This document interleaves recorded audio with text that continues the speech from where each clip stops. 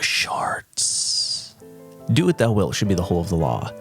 Lately, I've been thinking about this idea of aspiring to be a Thelemite, because I think to truly live as a Thelemite is not necessarily the easiest thing. It's a high bar.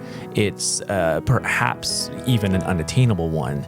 So conceptualizing it this way reminds us that there is a constant striving, there's a constant vigilance that is required to truly be a good Thelemite.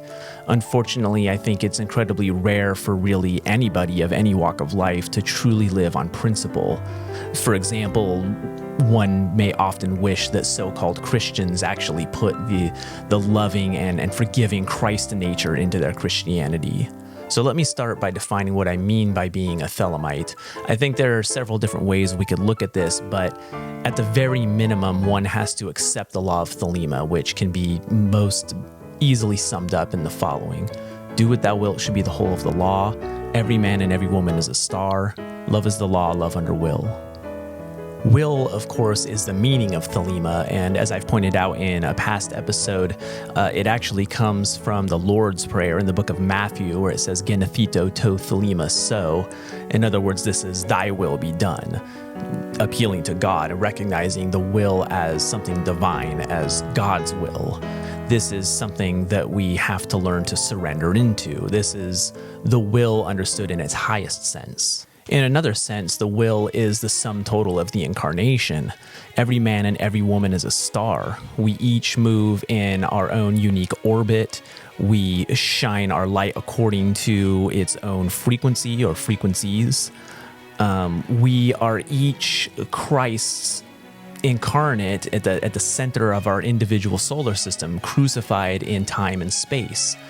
In other words, we are a unique being in a growth process through time, so that even our struggles and our folly and our shortcomings are equally a part of our will as our more noble aspirations. This is a critical point that I think can be easy to forget, and I myself in my process have sometimes had to check myself in this regard. The ego naturally likes to form judgments, and forming judgments about other people is kind of a way of putting ourselves in this position of superiority. Maybe we understand and have patience for the struggles that we ourselves have been through, but we can still too easily lapse into being judgmental about the struggles of others. The alcoholic can judge the overeater can judge the porn addict. The happily married couple can look down on that friend who's always jumping from one dysfunctional relationship to another. See the book of the Great Auk for the demonstration that each star is the center of the universe to itself, and that a star's simple original absolute can add to its omnipotence and omnipresence without ceasing to be itself. That its one way to do this is to gain experience, and that therefore it enters into combinations in which its true nature is for a while disguised even from itself. The idea of incarnations perfecting a thing originally perfect by definition is imbecile. The only sane solution is given previously, to suppose that the perfect enjoys the experience of apparent imperfection. In other words, to incarnate at all is to enter into duality and imperfection. At times, we're going to be at odds with ourselves. We are going to struggle with the angel and the demon. But to live as a Thelemite is to attempt to bring an attitude of understanding and non-judgment to both to ourselves and to others. We should be tending more to our own will rather than bothering about what other people are or aren't doing. This means that we may not always like or approve of the lives of other people. I had an interesting conversation with a friend recently where she pointed out racism in this regard. Someone who has racist attitudes, this is where they are in their incarnation. This may be part of their folly and their growth process.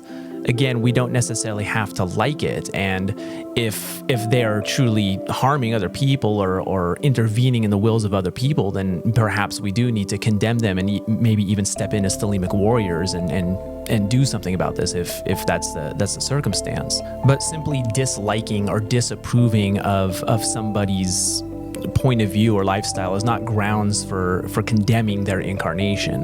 There's going to be plenty of things in this world that you're not going to like, and we can't prejudge somebody else's experience or their process. I have to admit that one really annoying attitude that I sometimes see coming from supposed Thelemites is this idea that one has to hold a certain political view or has to be political whatsoever. I try not to pay too much attention to what the Thelemic world at large is doing. I don't generally care what the OTO is or isn't doing, but every now and then I catch a whiff of this attitude coming from OTO circles, particularly that one must ascribe to leftist politics as a Thelemite. The two have nothing to do with each other. And as I hope I've already illustrated, as a Thelemite, I simply can't prejudge what somebody's beliefs or values or life decisions or lifestyle is supposed to be. There is no place for moralizing in Thelema. There is no law beyond do what thou wilt. I think this is something that's very difficult for a lot of people to understand still, because we're shaking off the highly moralizing old aeon. Each star is unique and each orbit apart. Indeed, that is the cornerstone of my teaching, to have no standard goals or standard ways, no orthodoxies and no codes. The stars are not herded and penned and shorn and made into mutton like so many voters. I decline to bellwether who am born a lion. I will not be a collie who am quicker to bite than to bark. And I can recognize that this too may be the folly and the learning process of certain people in their incarnation to still work through the rigid moralizing of the old aeon. That's fine, but if you want to really get preachy and get into people's faces about the way that they are supposed to live their lives and what they're supposed to believe, it's certainly unthelemic. Some of you might think that this is a bit ironic that I'm standing here judging people and their folly, but the point is, as a Thelemite, this is the one Thelemic moral point, which is do what thou wilt. And as an aspiring Thelemite, I sometimes feel that I do have to be the Thelemic warrior to draw the sword and make the mark in the sand where anybody feels that they can tell other people how they're supposed to live their lives. In fact, from an AA perspective, we should probably strive to not judge anything in the cosmos. We strive to give every drop of our blood to the cup of Babylon. One way of understanding this is that we surrender to everything as God. Everything whatsoever is of God, and there are no mistakes in the cosmos. Nuit tells us, "Since I am infinite space and the infinite stars thereof, do ye also thus. Bind nothing. Let there be no difference made among you between any one thing and any other thing, for thereby there cometh hurt." The other reason that it's difficult and takes constant aspiring to be a Thelemite is that it's a constant process to even know and live true to one's own will. This is going to take a lot of pivoting at various points in your life. For pure will, unassuaged of purpose, delivered from the lust of result, is every way perfect. But perfection is not really on the menu here in the realm of duality. Pure will is more like that golden standard that we must constantly strive after. I've elsewhere suggested that the concept of individuation, which comes from the Swiss psychologist Carl Jung, is very much in line with what we mean by the will, at least as far as the will is something manifest below the abyss. But to be one's individual self is a process, and it's not a given. To begin with, we have to be able to shake off all of the inherited values and sometimes idiocies from our family and their assumed notions, cultural biases, social and political ideologies, and so on. In this regard, I have often said that Thelemic culture is something of an oxymoron. I'm not personally against community and culture and religious observations. These can be a great thing within our incarnation. They can be part of our expansive experience. Religious observations can indeed be a way of establishing a sense of community and indeed feeling a sense of the divine. But there's always a danger in too much community and culture of any kind, because it can get in the way of our truly establishing and realizing our own values. In fact, I would argue that this is basically the definition of culture. It creates an insular, collective consensus kind of reality that functions like a guardrail against the awesome and sometimes terrifying truth of the cosmos. But certainly from an AA perspective, we have to do the difficult inner work of searching our souls and facing reality, not just cultural reality. I must inevitably wrestle with my own folly and imperfections. Not everyone is going to understand or approve. This includes family, friends, lovers, even other Thelemites at times.